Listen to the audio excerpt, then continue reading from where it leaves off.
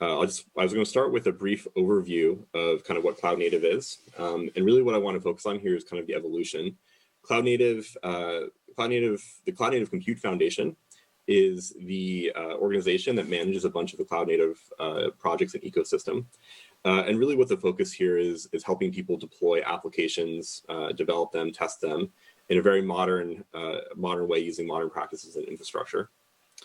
The ecosystem has grown significantly, and this is a little bit blurred on purpose, so you can't individually dive into each thing. But if you want to check this out, you can go see all the projects and companies in the ecosystem. It's grown massively, right? I think it's both popular for users as well as obviously projects and companies. But really the most important project here is Kubernetes. And Kubernetes was kind of the founding project of the cloud native ecosystem. And the focus of Kubernetes is helping you run your applications and orchestrate your applications inside containers using microservice architectures. And so a lot of this talk is going to focus specifically on Kubernetes and what do we do is data protection for Kubernetes. Kubernetes itself, has a lot of interesting APIs and things that we can take advantage of, and it opens up some interesting workflows that we can use inside the space. What I'm going to talk about in the rest of this talk is really how we've taken the K10 design philosophy and applied that to the cloud native ecosystem. And so just to give an overview of the engineering, from the engineering side, what we think of here is we want to make sure everything's very simple. So there's a lot of complexity in the ecosystem and in Kubernetes. And our goal is to really just work out of the box by default when using Kubernetes. So if you install any application, we should try to be able to back it up and work out of the box using a simple UI. And Michael gave a great demonstration of that. However, with some complexity, you do have to be very extensible. And so I think this gets us into the questions that were just asked around how you integrate with more complex life cycles. And so in order to handle those cases, you have to be very flexible and extensible in how you do that. And of course, because we're in the cloud native ecosystem, you have to be cloud native first. And this means that you really understand kind of the deployment models, how things run, how things fail. And because a lot of this is very well defined in the ecosystem, and in some cases not well defined, that's an important point that we have to design for. Really, the most important thing I think to think of when looking at cloud native applications versus traditional infrastructure is how the lifecycle of apps have changed and how we can leverage that to take really robust backups and make things very usable. As was just mentioned, the basic format of a cloud native application is defined in YAML files. These map to API resources in Kubernetes. And really what these are specifications on how to deploy containers in this space. This is a really simple one. If you run this in Kubernetes, you'll end up with an individual pod with 3 replicas running of Nginx. And so you can get your web server started right away. This is a deployment. It's a category of what's called a workload, which is essentially a group of containers and a definition of how things should scale up and scale down and fail over and those kind of concerns. When you look at a full application, it's actually composed of many of these resources. So, here I have a deployment, but there's also many things around this. So you can have services and ingresses that define how to expose your application externally. You can consume storage, so through persistent volume claims and persistent volumes. There's a secret mechanism. You have image registries and a bunch of authentication concerns as well. And what K10 does is it goes and captures this entire application specification. So it grabs all these API resources alongside the data. And you can also grab the cluster information as well. So if your entire cluster goes away, you can still restore the cluster level resources that will help you rerun your cluster in a different environment. Because we're able to leverage the abstractions provided by Kubernetes, we can really kind of understand the workflow here. One example is if you define a deployment that instructs you how to scale up and scale down your application. You can use those primitives when doing a restore, for example. So you can scale down an application, replace the volumes, and scale it back up. And that's a pretty common workflow actually in this space. And again, you can kind of coordinate this amongst multiple components. So if you have dependencies between components, you can code all that into your K10 restore. The other thing we see in the space is a new way of deploying applications. And so K10 also understands how that works and is able to work with that. One example is Git Ops, where you store a lot of these API objects inside Git, and then you deploy directly from Git. And K10 integrates with that by directly deploying only the data. So for example, you can restore your application by restoring all the configuration API objects from Git, and then using K10 to repave all the data. And everything is API first, so you can actually trigger all the workflows through K10 from your from the command line and from other tools programmatically. There was a good question on how we handle different environments, and that's actually a really important part of what we do, because there are many different kind of environment shifts that we've seen in the space and for different requirements. I would say kind of the first and most simplest use case does require some transformation, and that would be an in-place restore. Objects in Kubernetes are grouped typically into namespaces, and namespace is a unit of isolation that has a grouping where you can set different permissions of all your API resources. If I'm going to repave an app inside the same namespace, I may still want to actually transform it in some ways. I can change settings for how ingress is set up, for example. I can change names of objects. I can change connections. I can change the scale, for example. We've had a lot of customers, for example, who use K10 to change their underlying storage infrastructure. So if I'm migrating from, if I'm within a cloud and I want to go from block to file, for example, that you can do that through K10. The next use case that we see is cloning applications. And so the changing the ingress settings is more important here, because you can't have conflicting values for these cluster level resources. Using K10, you can easily clone applications and then modify any components you need there. And the final use case is actually between different environments. And this is common in disaster recovery scenarios. Let's say your region goes out, your availability zone goes out, and you want to migrate somewhere else. You can do that through K10, and you can change all the environment settings. What's really powerful here too is you can actually change very fundamental components of your application. So if there's version changes, if there's APIs must be modified, for example, between different distributions of Kubernetes, you can do that all through the K10 transformation mechanism. And I encourage you to try it out. This is a quick screenshot actually Michael took here, which shows you how to change the storage class. These things can get pretty complex. You can imagine composing a lot of these, and so we try to make it easy for you to test these operations. And this is just a screenshot of the test setup we have. A more kind of complex and actually at this point common deployment model for applications is called the operator pattern. Kubernetes makes it very easy to extend its API as well as its controllers, its internal services. And the recommended way to encode a lot of the logic surrounding your application's management is through an operator. In some distributions, for example, OpenShift have really gone all in on this, and many of the core components of OpenShift are actually deployed through operators. An operator is defined as a custom resource definition, so a CRD, and a controller. The controller will respond to API requests that have been defined by the CRD. Those API requests are called custom resources, or CRs. It's very easy to deploy this yourself. You can imagine, you can write it yourself kind of within half an hour. There's a lot of great tutorials online to get started with operators.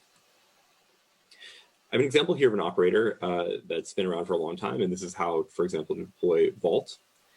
Vault, in this case, on the top here, I have the definition, the CRD, so the definition of the API itself, and the bottom is an actual instance of the API, the CR. What this lets you do is deploy an instance of Vault just by creating this CR. And so I can create it in a namespace. I can create, modify configuration, for example, number of replicas, versioning information, and any operator you write can use any type of parameters here. And it's up to your operator to define exactly the parameters you need. This is a very simple example, but these can get very complex. They can include things like modifying the lifecycle of your application, including things like taking backups, in fact. In general, since we do see a lot of operators in the field, one common kind of approach that works for the most part is this. And this is you back up everything in a namespace. So if your operator deploys both the controller as well as its application components in the same namespace, you back up everything. And that's actually kind of a general approach we take usually, which is you grab everything in the namespace and figure out what to do on restore. For operators, you usually want to restore the controller first, the controller and all of its components. And this will let you essentially run the server that will respond to new API requests. Because K10 is backing up all resources in a namespace, it also backs up these CRs. And so when you go to restore, you restore the CRs, and then the operator controller can go respond to those. And I want to jump into the APIs here, and really, to answer a lot of the points that I think were raised when Michael was talking. So Kubernetes itself has a lot of API extension mechanisms you can use, and it's really beneficial in many ways to do this. The first way, and I'm going to dive into a demo here as well, is the command line tools you get access to. So you can use kubectl, which is kind of the bread and butter of Kubernetes administrators. There's very similar things like OC, which is the OpenShift flavor of that, for example, as well as a plethora of other languages and SDKs that you can use to interact with APIs when you extend them through Kubernetes API extensions. When you extend these APIs, you also get access to Kubernetes authorization, and in some cases authentication as well, although there are many plugins you can use to enhance authentication, which K10 in fact does. And these let you really kind of integrate with different requirements from enterprises to control how their APIs are used. When you integrate with these APIs, you also get auditing and webhooks, so you can both understand what's going on in the system, who's using what and calling what APIs, as well as actually intercept them as well. So webhooks let you intercept all these Kubernetes APIs. Another category of APIs we have is related to monitoring. Kubernetes uses a K10 uses a cloud-native project called Prometheus Metrics to export all of its internal metrics. And this gives compatibility with a bunch of other projects in the ecosystem for things like alerting and graphing. And Tom, I don't understand here. I mean, when, for example, you work with Prometheus, and usually it is you have an exporter and you do everything through Prometheus. So are you building also a wrapper or something to have a sort of loop back from Prometheus to get some information that... So what does it mean that APIs and about Prometheus here? Absolutely, yeah. Maybe I should clarify. I think I was a bit unclear here.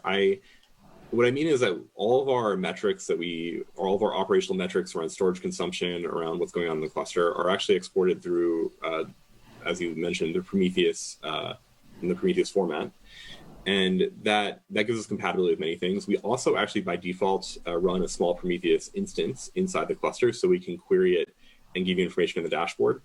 And so the metrics that Michael had showed in the graphs were actually generated from the local instance of Prometheus. We can actually do more advanced things as well. So we usually recommend federating our Prometheus with your instance if you're running it yourself, because that gives you more control over the lifecycle and pruning of these metrics.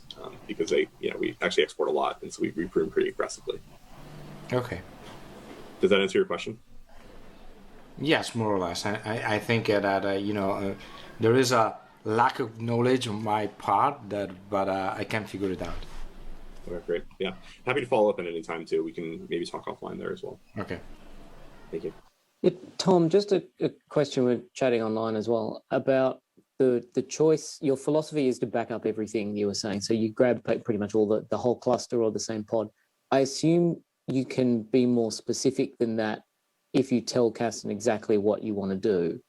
It's more that if you point Kasten at a cluster or a pod and say, hey, back up that pod, Kasten doesn't try to second guess you and just go, yeah, you probably only mean the data. I'll just ignore the configuration. Unless I tell you differently, you'll assume I mean everything. Absolutely, yeah. So you can back up everything, obviously, in the entire cluster, and that will just kind of slurp all the components up. Usually because we're application focused, people will work at the application or namespace level. And we do grab everything in the namespace. So you can discover all the API resources in the namespace, and those really reference the underlying storage and data systems as well. So Kubernetes has an API object that called PVC and PV that represent underlying storage volumes. And that's kind of how we go and discover and grab everything. We have people, have been tried to be conservative in the past and not backed up everything in a namespace. But usually most people kind of end up backing up everything because usually there's some component they didn't understand or that they needed, for example. And in our opinion, it's much better to do that, to just try to back everything up, use a little bit of extra storage, maybe, but you have to be a little more careful on restore when you are overwriting data, for example. But yeah, great question. Thank you.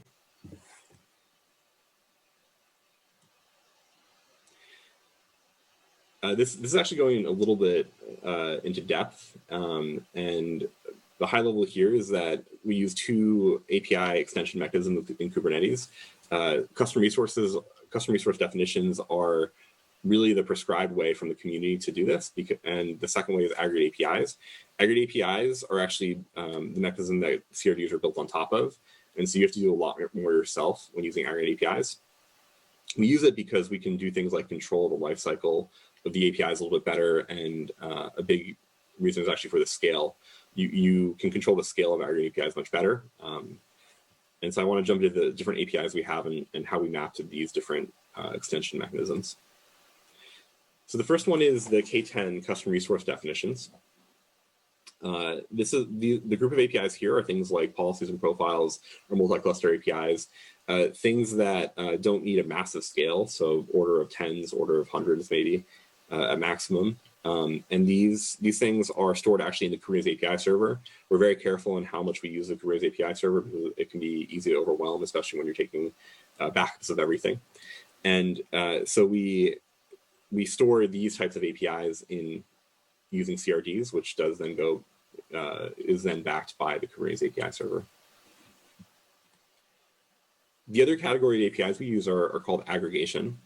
Aggregation has all the same kind of benefits that CRDs do in terms of the integrations with the ecosystem, all the tooling, the metrics, the auditing, the security primitives. However, you can choose whatever backing store you want and control really the life cycle of this. And so for things that have a high scale, like the number of actions we perform, things that we have to control the life cycle of, like our key management APIs, things that represent external references to data, for example, so our restore points, we use API aggregation. And there's actually a lot more work to get this right compared to CRDs. CRDs are built to be very easy to use, but this really lets us control the life cycle of these APIs, and that's all handled by K10 out of the box. Sorry, Tom, probably I missed something. You have talking about CRDs, and a few slides before you're talking about the ability to disaster recovery from a Kubernetes cluster to another one. And in some cases, there are some CRD that are inside the application. So there are some dependencies of that CRD from, one cluster to another. What you do to ensure the check the availability of that CRD before restoring or moving your application from one cluster to another? That's a great question. It's fairly subtle, and this is the logic we have built into K10 tries to handle this in a good way, but you can always override it. And so I'll tell you the default behavior that is overrideable.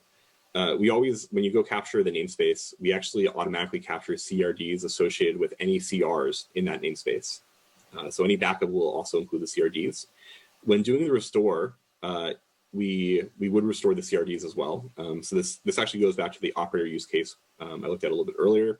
Usually, since operators have CRDs, when you restore the controller, you also could restore the CRDs as the first phase, and the second phase would then be restoring the CRs. It can be dangerous actually to restore CRDs and other cluster level components. And the default behavior we take is to not actually overwrite them in case there's differences in configuration in the CRDs themselves. Yeah. However, you can, if you want to, the CRD does exist in the backup, and you can then go and overwrite the CRD in the new target space. Yeah, thank you. Of course. Yeah. One thing that's important to consider in the Kubernetes space is the roles and personas of users. Typically, we kind of, in terms of the API design, we usually group these into people who kind of have cluster level permissions, and then users who are scoped to a namespace. And a lot of the APIs, in fact, in core Kubernetes are designed for this as well. We map this to our restore points and restore point contents. So we actually have two separate APIs that represent underlying these backups that we create. And the first one is a restore point, which is actually a user primitive. And this primitive is namespaced. The idea is that users should have a handle to the backups they take, even if they may not have access to all the restore points in the cluster. Now, a common workflow in Kubernetes is actually deleting namespaces. And if you delete a namespace, you delete all the objects, all these API resources contained within that namespace. And so we actually give the ability to delete a restore point without deleting any underlying artifacts or data or backed up data. And that's because the mechanism we have is a binding to restore point content. Restore point content is a cluster level resource that is meant to be used for admins. And when you delete restore point content, this actually does go and delete the underlying data. As Michael showed earlier, you can set up policies that will have retention schedules. And we actually use deletion to go, the policy kicks off a restore point content deletion to go and reclaim that data. On the right here, I have an example of our API for a restore point. Again, this is just a Kubernetes API extension, so you can see it looks pretty familiar to the other ones. The only thing I want to point out here is that this does reference the bound restore point content.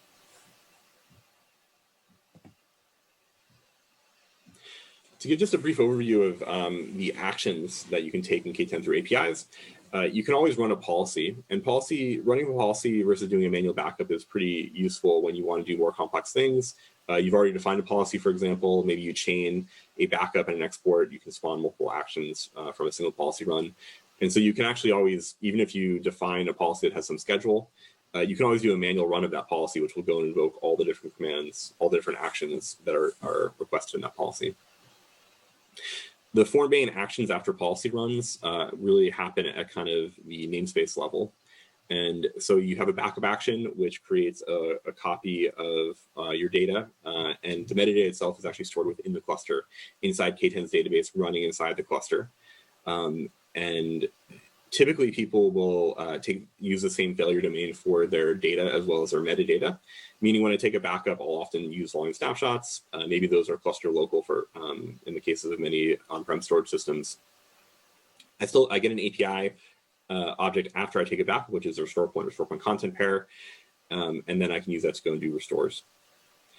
Obviously for data protection product, you need to be able to store data off cluster as well. And so we have an export API, which takes any restore point and pushes that to a location defined in a profile. This also creates a RPC within the cluster, and so I can go and restore data from that target.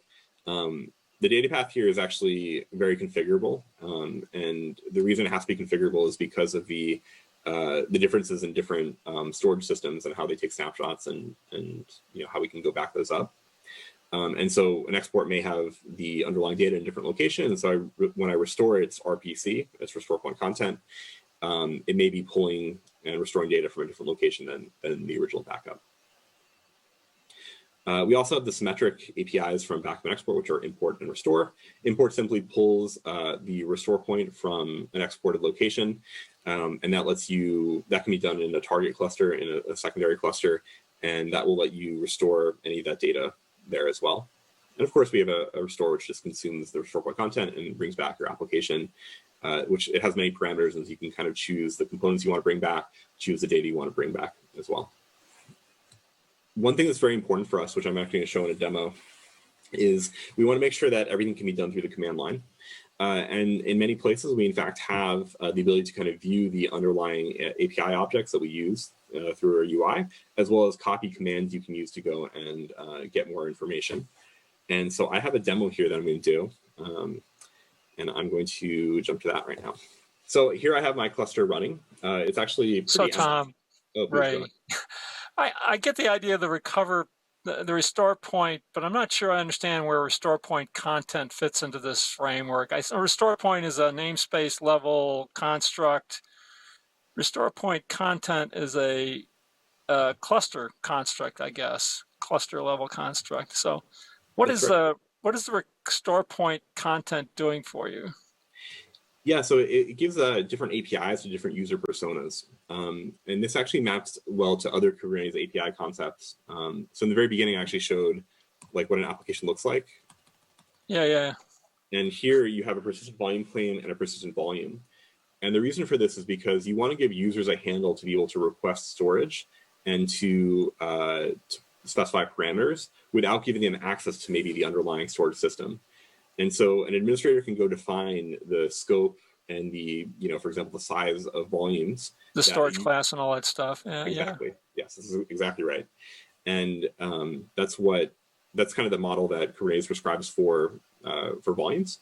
And we take a similar approach for the restore points as well. And so the restore point content actually maps pretty similarly to the persistent volume, which is an administrator API that they can use to define, they can have extra permissions around it so users can't use it. And the persistent volume maps to the user, maps to the restore point, which is the user API, which lets them still do their own restores in their namespace if they'd like, without giving them access to all the underlying restore point content. And the export information comes in as a restore point content or as a separate entity altogether? That's a great question. Let me jump in. So your question was on import. We do a little bit of both. I guess the export really, it's more so than the import, but yeah. I understand where the import would bring the data into some cluster and then becomes a restore point content and restore point, et cetera. But I'm trying to understand, so these exports, you've got multiple export potentially. You could export to any number of different environments or different storage. Some of that is inside clusters, and some of that's outside of clusters, so. Yeah, usually, so I guess there's kind of two parts. You have a very nuanced question there. So maybe I'll address the last part first. And I think the last part was, you can really do whatever you want, right? There's a lot of parameters you can specify when doing the backup and exports. Usually what we recommend is that when you do the export, you make everything fully offsite.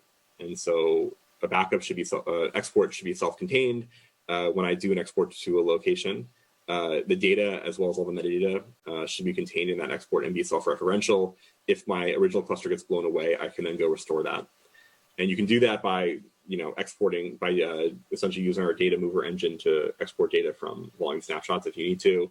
Maybe in cloud providers, you can do a snapshot copy to a different region.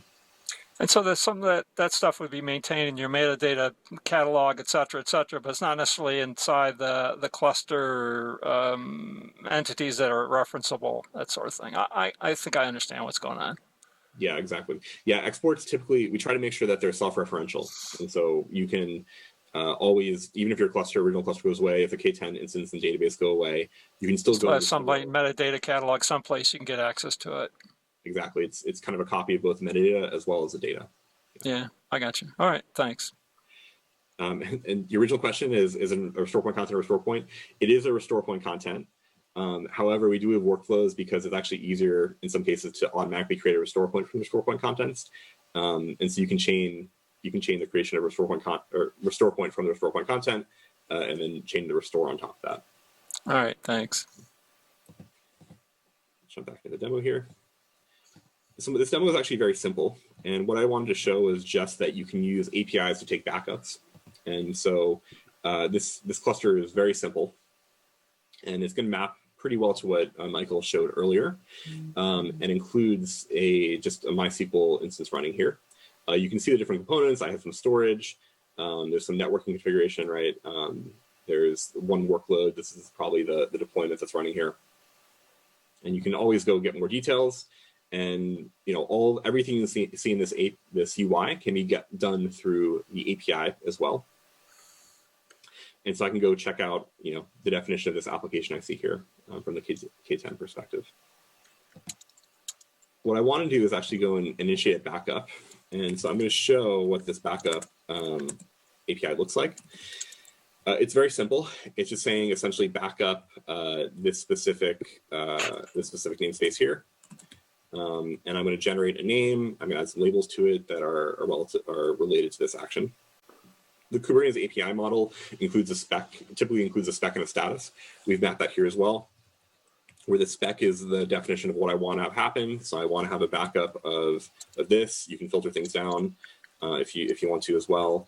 once I go and create this in the Kubernetes API through the K10 aggregated APIs, this will be, it will go and fill in the status information here as well, so you can see kind of the progress of the backup.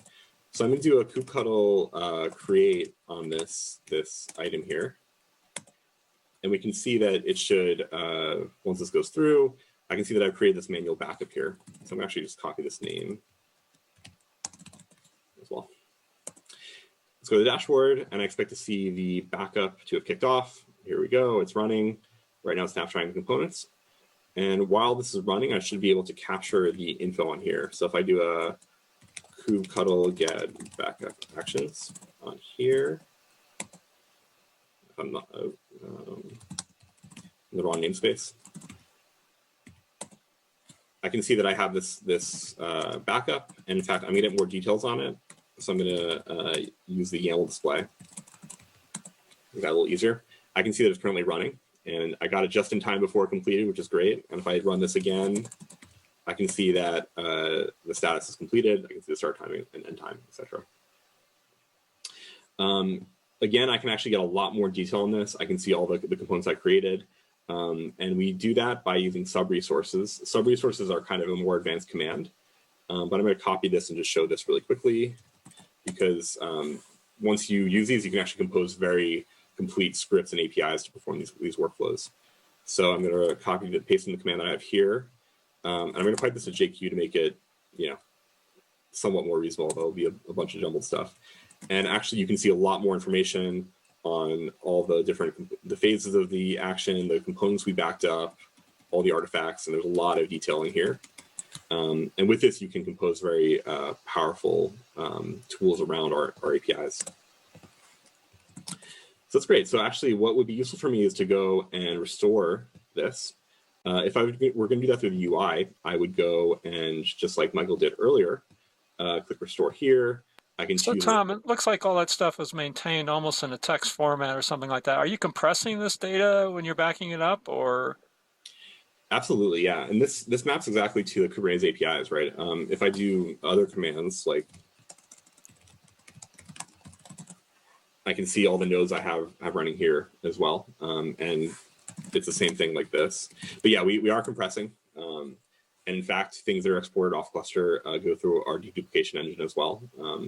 In most cases, because things like timestamps get updated, it's not super deduplicatable, if that's a word, but we do compress it.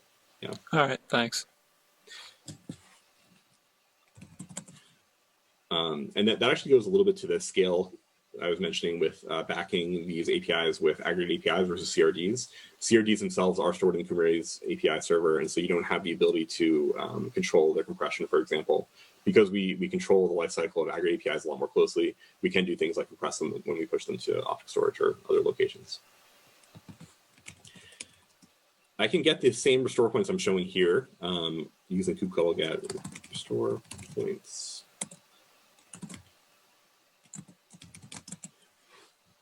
And so I have a bunch here.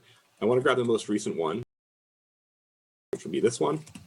And what I want to do is actually use that as a subject for restore. So I have another file here, which is my restore action. Again, it looks very simple, but you can specify a lot more parameters than I've listed here.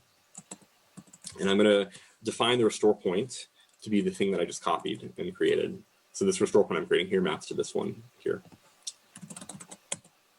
And I'm just going to do kubectl create on this one.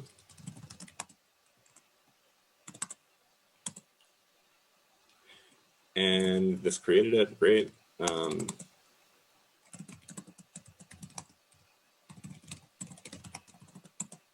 this.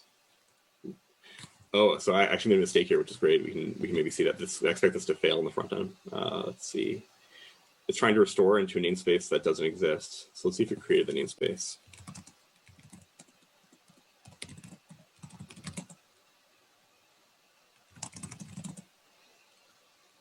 Okay, great. So it actually created the namespace for me automatically. I meant to create that manually here.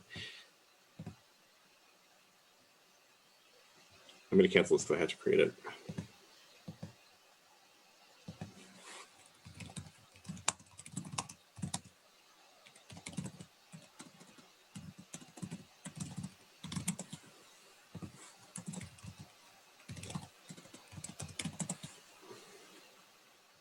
Okay, that exists.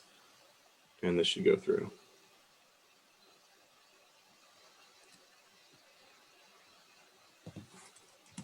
Okay, the cancellation went through. I'm going to clean out the namespace and retry this. Tom, I have a question, and sorry, maybe I'm getting sleepy or whatever, but can you explain me why you're doing, is that a single restore operation you're doing here? And if yes, why are you doing that through editing a YAML file and showing us a bunch of command line instead of just hitting a button? Yeah, great question. So this is, I'm actually trying to tweak the demo that Michael showed a little bit where he went through the UI. The UI is much simpler to use, but I would say the API is a bit more powerful. You can compose it, you can script around it, you can use other systems. And so my intention here is just to show the fact that but I mean, that makes sense if you need to do some regular restores, for example, because you need to test something or validate some data, but that's not something you're going to do usually, right? I mean, I don't know. I mean, from a business perspective, it sounds pretty much counterproductive to do all this kind of work. I think that makes sense to me in some use cases. What I've often seen with our customers is that they have pretty complex applications, and the only way you can validate that your restore will work is if you try it. And actually, usually what you have to do is treat it like a normal development cycle, where you try the restore, you realize that there's some maybe misunderstanding of what components you needed, didn't need, the dependencies between them, and then you keep retrying that. And for that, the API is actually a little bit more useful because you can store it. So that's what I was saying. So that is really limited to the cases where you need to do some regular restores to validate some application steps or make sure that some data has been properly backed up. Yeah, I agree with that.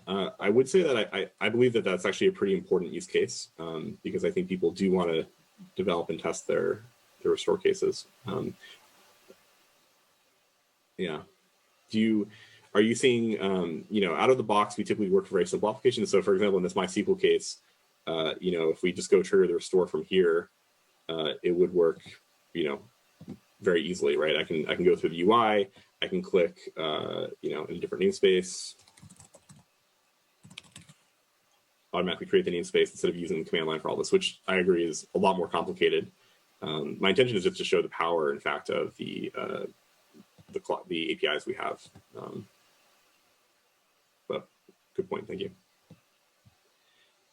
And so I want to talk a little bit how we handle storage in Kubernetes, because we did get a question on this, so I want to dive into this a little bit.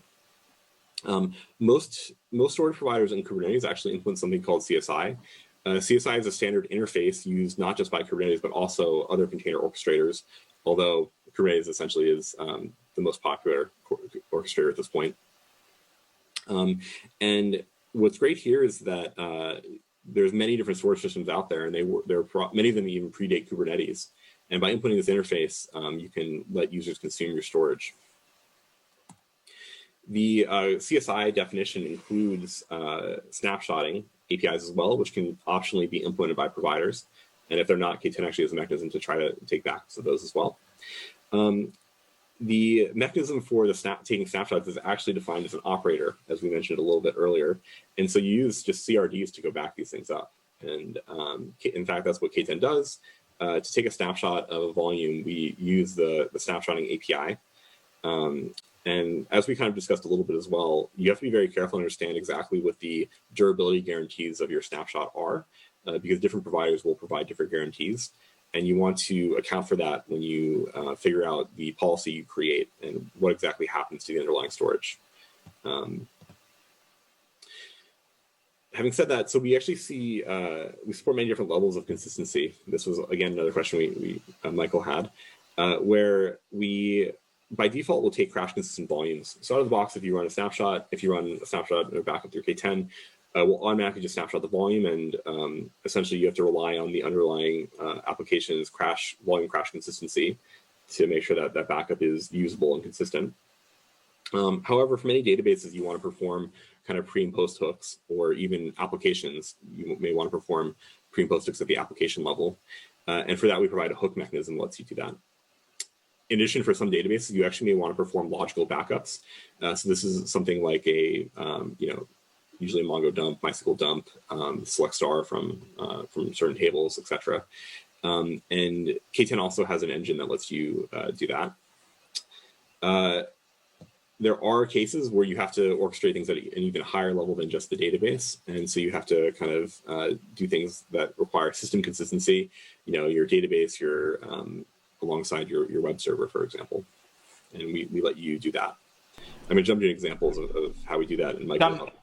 I have a question here. So when you take snapshots, and do you take also snapshot of ephemeral volumes if every kind of volume that application sees at that particular moment? Because this ephemeral volume may be important for the state of the application at that specific moment in time, but actually they are useless. Yeah, absolutely. So by default, we try to take snapshots of everything that has a PVC. Mm-hmm. And so if you're consuming for example, your local storage attached to your node as a PVC, we'll try to take a snapshot of that. And the mechanism we use, that those type of storage systems may or may not have snapshots available. And so you may or may not want to take a snapshot of it, but you will default to taking a snapshot because that's more conservative. But you can always disable taking a snapshot from these ephemeral states, certainly. Okay. But it's a great question because many applications have state that temporary disks and things that it doesn't make sense to back up. But again, our philosophy is handle it on restore. If we're able to back it up, just slurp everything you can and deal with it later. But obviously, it's less efficient if these volumes are quite large. And the other thing is about the be consistent backups. So do you take a snapshot and then bring up the database on a separate container and do the dump separately? Because it could take a lot of time to produce this dump from the database. Definitely, we do, and I think you're touching on a really important point, which is you want to make sure you're not impacting the main application when you do this. And this does require testing, essentially. You have to make sure that when you take a dump if you're taking a dump from your primary database, for example, you want to make sure that's not impacting your production data. And we do definitely have a lot of workflows where we do restore the database through volume snapshots and then take a dump from the restored database. And actually maps kind of similar to the default approach for volume snapshots. You often take a snapshot, restore it, and then use that restored volume to do the export instead of the original device. Okay. And I do jump into a little more detail there as well. So do you have a way to customize? So this process, I'm pretty sure that you support, the most common databases in the market. But actually, what happens if I have my custom database that I wrote last night and I want to dump it? So do you support a dump mechanism for my database? Absolutely. Can you give me a mechanism to do it? I don't write databases in the middle of the night, but and that's actually my next slide. So thank you for setting me up here, and let me know if I don't answer your question. So we do support that, and we have an extension mechanism called Kanister, which is fully open source, and you can go and see all of our essentially integrations with these these databases. If one's not there, it's very easy to add. You can kind of base it on the examples. And what Kanister is essentially this mechanism to interact with these databases. It's fully open source. You can try it yourself.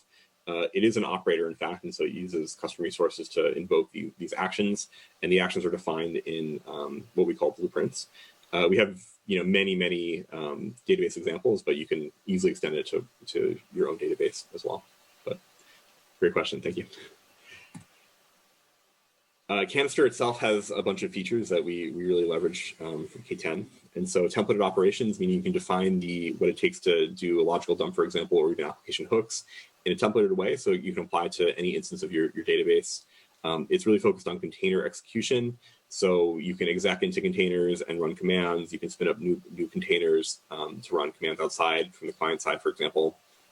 It's integrated with our streaming engine and repository formats, so you can push directly to NFS and object storage from the dump, for example, which is a pretty efficient mechanism, and that supports compression, encryption, and deduplication. So it's a pretty cool system, and I encourage you to check it out. From the K10 side, we actually use this for a lot of different things. We use it for interactions with our backup repository. So whenever we push data to object storage or NFS, we use this Kanister to do that.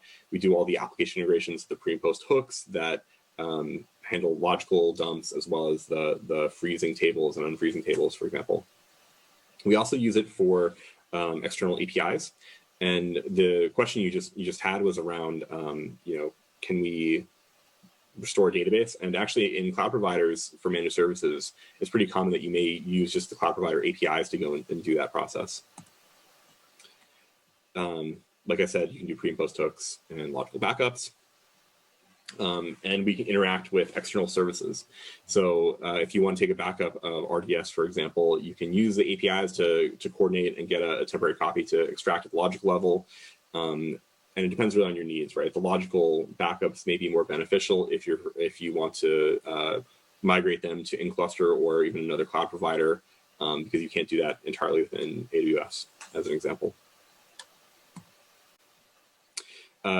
And just like any other backup, what we need inside the cluster is an API hook, an API object hook. And so this is actually a pretty common pattern that you'd see for just normal applications. When using databases, they would define secrets and config maps that would let them use these databases. And we actually need something similar to be able to take a backup of it, even if it's outside of the Kubernetes cluster. So RDS as an example here. But the other thing that we use Kanister for is replication. Many data services actually don't have great backup mechanisms, and their prescribed mechanism is replication. And you can still use Kanister, in fact, to coordinate that and make sure that's durable.